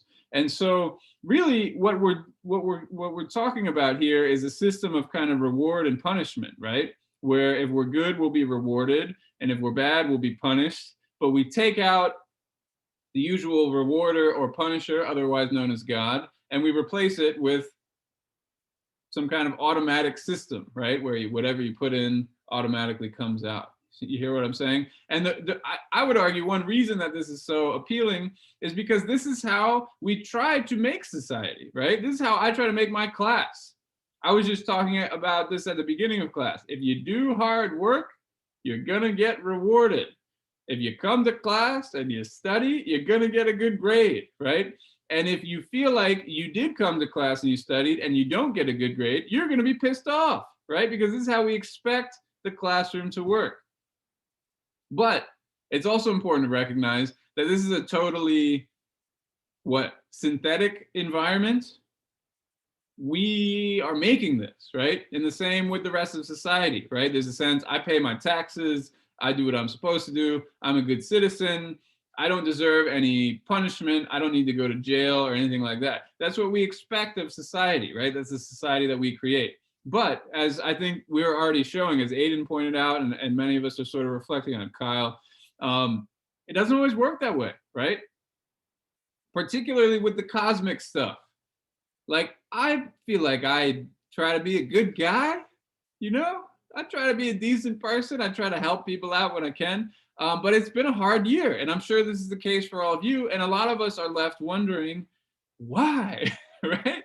Karma, why? What did I do to deserve this? And the answer is, well, there's not always a good answer, not always a clear answer. So this is one piece I want you to take away from today's class, is we have this usual kind of United States, Joe Biden, Jim Carrey version of karma, where there's a sense if we do stupid stuff. I've heard this a lot on the social media, something like play stupid games, win stupid prizes, something like that. Have you guys ever heard that before? This is kind of, an ethic that floats around. What goes around comes around. And yet things are not always this way. And so for the Buddhists, how do the Buddhists explain that last piece, right? Where sometimes bad things happen to good people. How would a Buddhist come in and make sense of that? Would it be like maybe you did something bad in a previous life and it's kind of like affecting you now? Yes, Maybe? exactly, right? So, Buddhists don't explain like everything with karma, but a lot of things can come back to karma. And again, once you have that last piece, the multiple life piece, karma actually makes a lot of sense. Without the multiple life piece, I would argue it doesn't make a ton of sense, right? Not kind of out there, out in the world. Maybe in our classroom, right? This is something we can strive toward, where I will reward you for all of the good deeds that you do. But honestly, pandemics happen, and it's a little hard to explain why. You know, a lot of this year, I think, have been people trying to figure out why. But you know, once you have this idea of multiple lives, there's almost a sense like, well, this happens, right? You just got to deal with it. Okay, so we've got how many minutes? A lot of minutes, actually. 50, right? We've got 50 minutes. So the last piece I want to talk about today is karma. We've sort of had an intro little conversation about karma. We want to talk about karma tales, right? Because this is the reading response. And so this is something I'm sure you're all curious about, is what are we going to have to do for this reading response? Why don't I put this in the chat? So here's what I want you to do. We read some karma tales for class today. Again, they're the Lopez reading. He's the editor of the collection, and maybe he even translated these. Actually, it's probably somebody else who translated them. Let's see. Yeah, it's William Bodiford who translated them. But we'll just say Lopez because it's easier. And so in this Lopez collection, we had some karma tales, and we got to see how karma operates in a Buddhist context. And that's basically what this assignment is about, is to try to figure out what's going on with these karma tales, what kind of karmic principles are they trying to show. And then I want you to narrate an event in your own life, or even in the news, right? You could talk about COVID if you wanted to, something very general. You could talk about something very specific that's happening to you or to imaginary individual. It could be totally made up, whatever you think. And so anyways, to create a story to show how karma works, right? And one thing I want you to do is to use the same style that we see in Lopez. So things like multiple lives, past and future lives, these moral, ethical lessons. And so use Lopez and Keown to sort of support your analysis of the story. So half of it is story, half of it is analysis, 2 pages, bada bing, bada boom. So does that make sense? What I'm asking you to do? Obviously, if you have questions about that, feel free to ask them. And I think for the rest of class, or at least a good part of class, let's talk about these karma tales. Let's talk about karma, what it is, how it works, and then you guys can sort of be off to the races with this assignment. Does that sound good? Okay. So here are the karma tales. This is sort of my summary. They're these short stories, different kinds of sentient beings.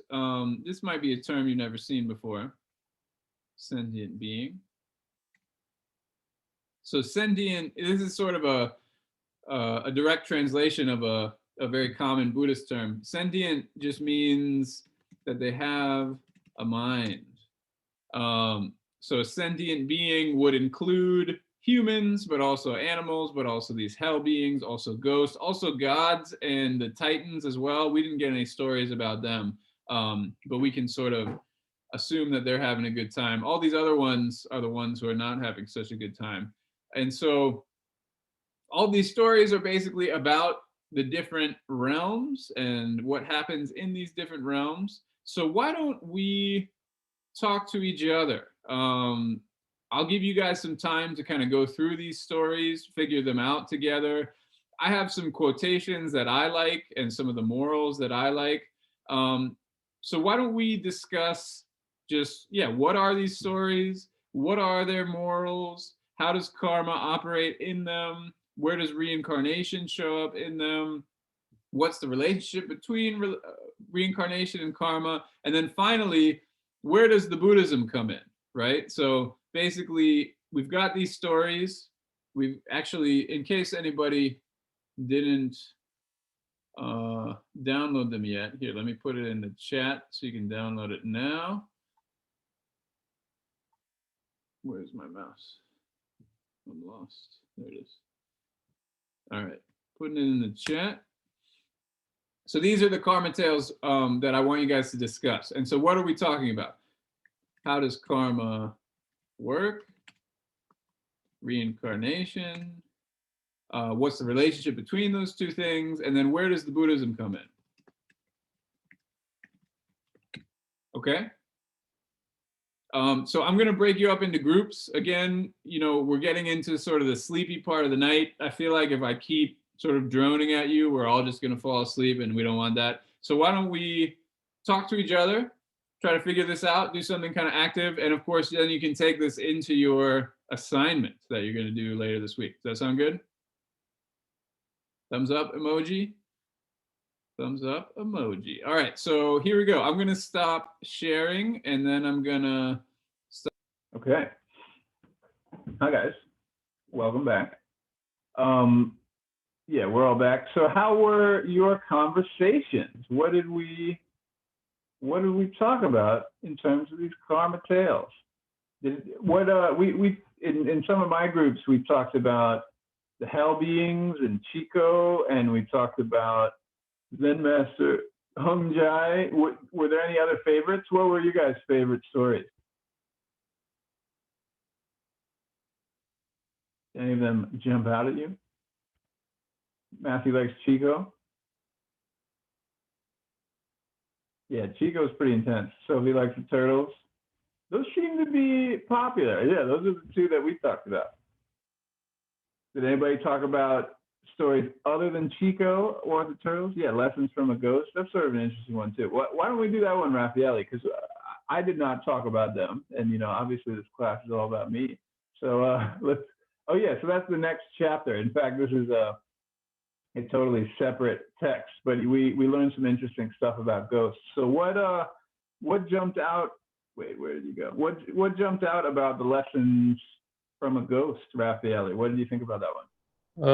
Well, the ghost appeared as has like a golden body, and however, like his mouth is like that of I guess like a pork or something like that, and basically, like the reason why he's like made out of gold is because he took care of his body. However, the reason why he didn't take he has like the pork mouth is because he was like, I guess, wasn't really good with his mouth. Like he would like say things, you know, like bad things, and that's like what I took out of it, honestly. Yeah, it was a short story, and so that we don't get a ton of details, but I think you nailed it. I think one thing to keep in mind is this is a slide we haven't actually looked at yet. Is with karma, this one, yeah, with karma. Actually, yeah, we did look at this quote, but I used it as just an example. With karma, you can act through your body, speech, or mind, right? And I think that's sort of key here, right? We usually think about action as mostly just being things we do with maybe our bodies, our hands, speech to a certain degree, but it's mostly stuff that we do, right? It's like, were you there the night of the murder? Did you have blood on your hands, right? You did it, it was you. And so we're acting with our body is something I think we can understand pretty clearly. And coming back to this ghost story, the person had a golden complexion because they did good things with their body, right? But they did bad things with their speech. And so what does it mean to act with your speech?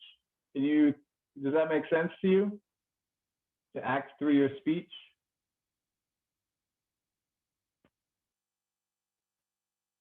So I'm looking at 35. We don't have to speak about this specifically, but what does it mean to act with your speech? You guys acted with your speech recently?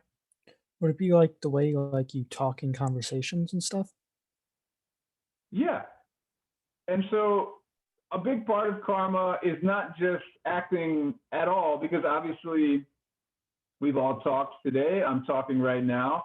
But karmic actions are moral actions, right? So it's an action that has some sort of moral effect. So you can speak and affect somebody. You guys aware of this? I think this is something that gets a little bit lost in our Zoom internet age, right? I don't really know how my speech is affecting you. I can only see a handful of faces because otherwise it would cover my entire screen. When I type on Twitter, I guess it's technically not a speech act, but it really is more of a speech act, right? Because I'm writing down speech and I'm dunking on somebody because they have a stupid take on Twitter. I don't know how dunking on them affects them, right? there's such a gap between my speech act and the reception of the speech act. That reception is lost. But I think it's important to keep in mind, right? When we do speak, we affect other people. And of course, when we're out in the world in New York, people are speaking and affecting each other all the time, right? I'm walking here, get out of the way. It happened to me like my first week in New York, right? I was like sort of bright-eyed and looking around, and somebody almost killed me with a car. I was like, hey, get out of the way. I was like, all right, my bad, dude. And so whenever our speech affects other people, right, we could say this is a moral action. Now, sometimes we are aware of it, right? We're aware of the way in which we affect each other. Sometimes we're not. Right? Sometimes we might do something and not even realize we have done it. And in fact, one of the stories illustrates that. Do any of the stories come to mind? This idea of doing things on purpose versus doing them by accident? So this one, page 25, so way back at the beginning. Yeah, so we had this nice kind of intro where it's talking about failing to improve one's cause and effect or their karma, and committing sins is to be like a man without eyes who walks by stumbling along. How can people not be more cautious, merely offering one serving of food to the Sangha? However, will cultivate good fortune so that in future lives you will avoid starvation. This is a bit of an aside, but what is the Sangha? Do you guys remember the Sangha? I know I've introduced a pretty good number of words to you by now, but does anybody remember this one? Sangha.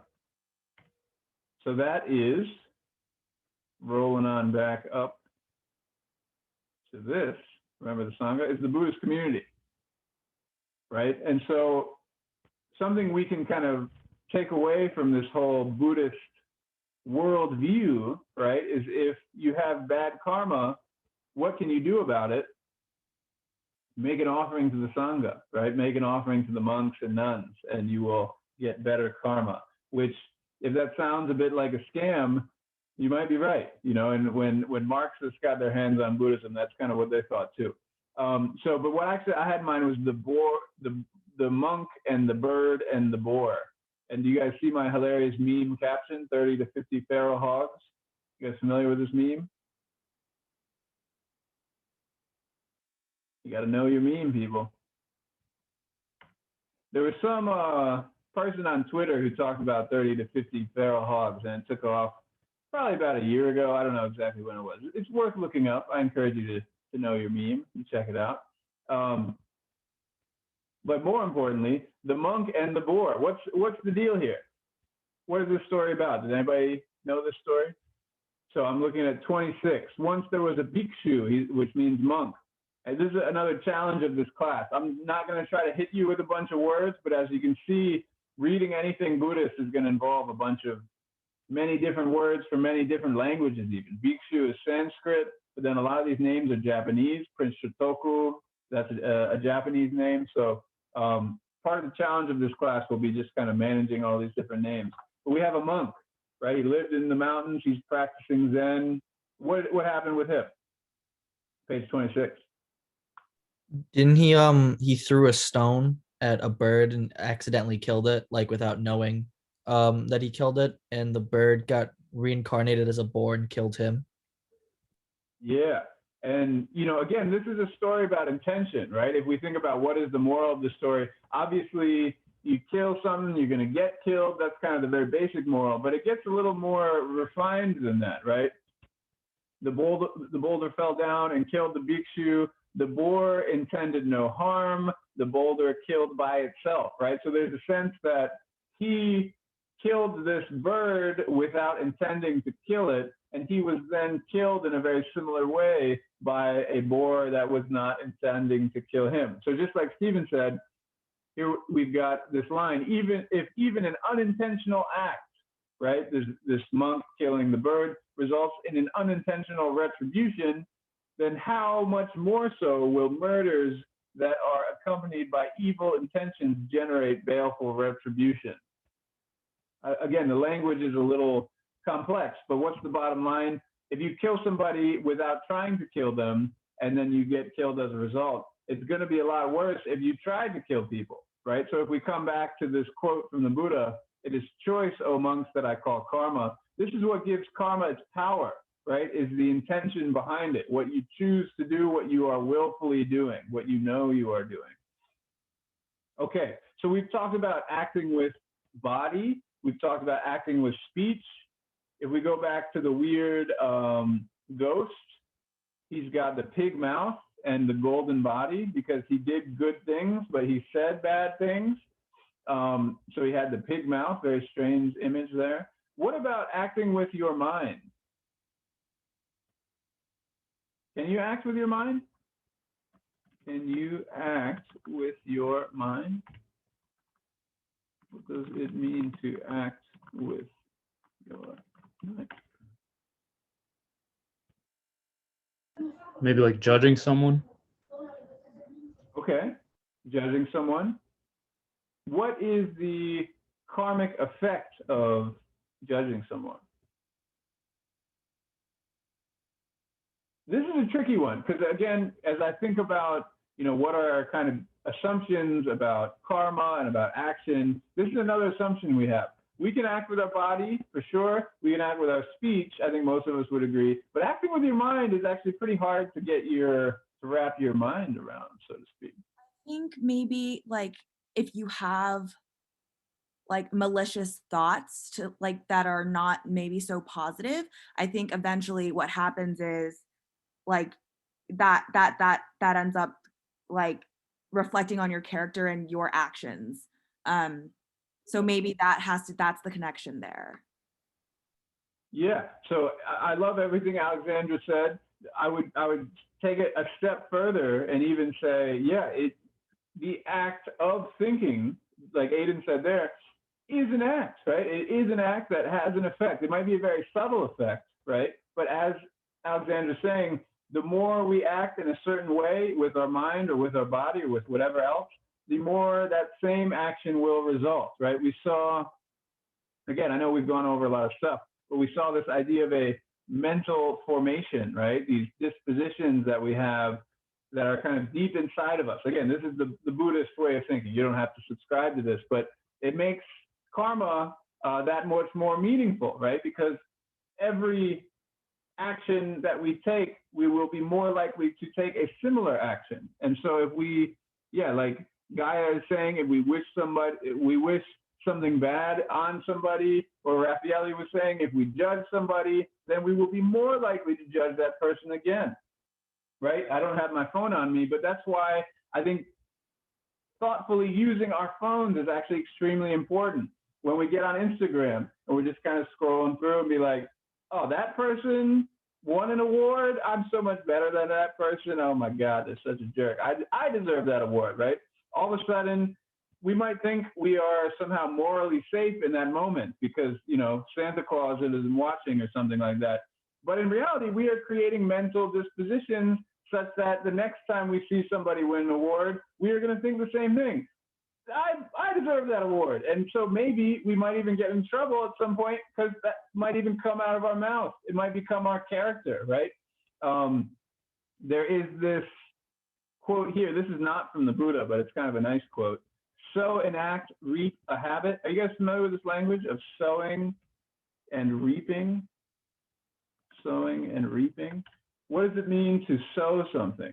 S-O-W. So I know it looks like sow, which is a female pig, but that's not what we're talking about here. This is a verb.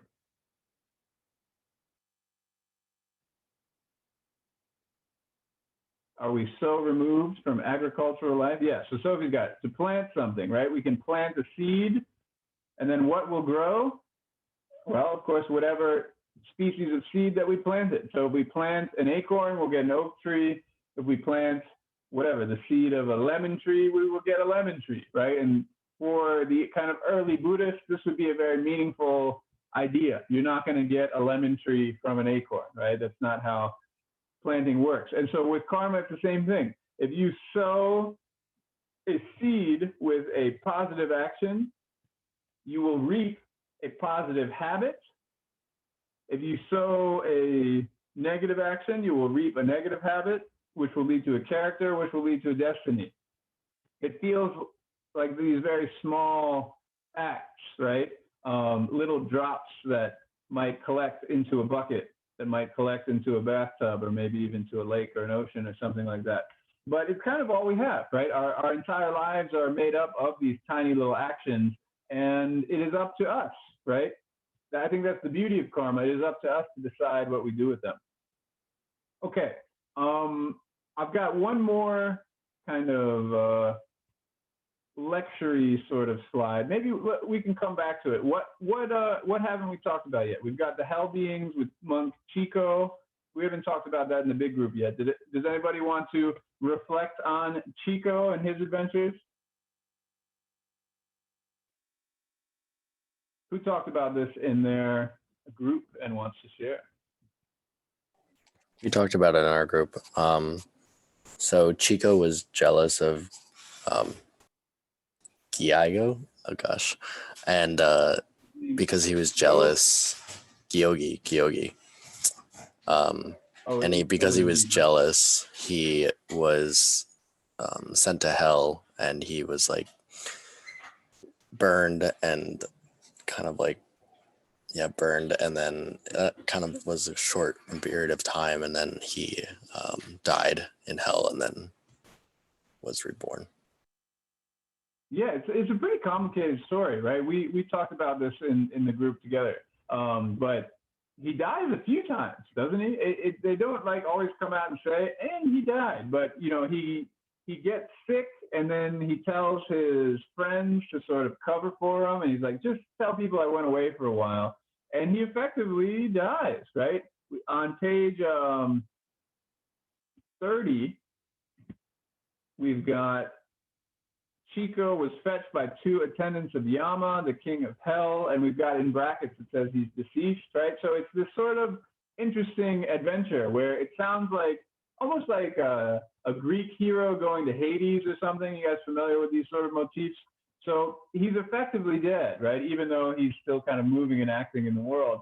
And he comes to this land of the dead, and then he sort of comes into this horrible space where he's hugging these copper pillars. That's something we really focused on. There are these hot iron pillars, hot copper pillars, and then his body like burns and melts away, and then he gets resurrected. We were talking about kind of action, violent video games, right? It's almost like that, right? Where you're going around trying to shoot everybody. There are hells that are exactly like that, right? And so obviously the Buddhists might look at these sort of violent video games and think, you know, this is setting you up for a destiny you might not want to go towards. You know, I'm not going to judge on that one, but there is something very similar to it. You die and then respawn and then die again, and it just happens over and over and over again. The difference is obviously Chico is feeling every moment of this, right? He's feeling getting burned and all this horrible stuff. Gregory asks, is there a significance of him always traveling north? Yeah, I don't know the answer to that. I mean, that's the one piece we didn't really talk about is space. There are very specific Buddhist ideas about space where the mountains, let's see if I can state this clearly. If you imagine ancient India, so let's say this is Asia. Ancient India is kind of to the south, right? There's South Asia. What is to the north of ancient India? The Himalayas. Somebody said something? Aiden? The Himalayas. Kevin, yeah. So Kevin said the Himalayas, yeah. So the biggest mountains in the world, Mount Everest, right? And so in Buddhist cosmology, there's a sense that there are different continents, and what is in the middle? Giant mountains. And so all Buddhist groups kind of take this system, even though it's pretty specific for South Asia. Even in East Asia, they start talking about the southern continent where all the people live, and then there are mountains to the north. And you can kind of see it. Where's my mouse? Where's my mouse? In this image here, it's not totally clear, but so we've got these floating continents, and then there's sort of this mountain that builds up, and then the gods are at the top of the mountain. Can you see that? There's this water all around them, and then the mountain goes up, and then the gods are at the top. So there is this sense of, as you travel north, you're going a higher elevation. As you travel north, maybe you're kind of getting away from the hell realms, although there is also a sense that the hells are underground too. It's not, frankly, it's not very well worked out. But that big mountain that's in the middle of all the other continents is called Mount Meru. We might see that again. It's a very common term. And it's just the sense of the axis mundi, right? It's like the center of the world. It's the big mountain in the middle of things. And so it's a big part of Indian mythology in general, but for Buddhism in particular too. Okay, the monk Chico. And so just like all of these stories, I think a takeaway that we could have is what goes around comes around, but we can do better than that too, right? So that's something we've been able to do in these group conversations. Is there are more sort of specific morals that we can pull away from these stories. So what would you all say? It could be Kevin or anybody. What would you all say is the moral of this Chico story? What are the Buddhists trying to tell us with this story?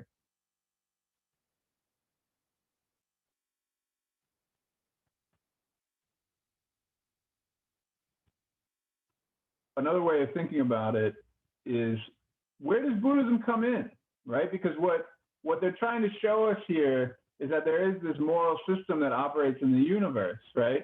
And so where is sort of the Buddhist intervention? What is the moral, right? What is the lesson that comes from this?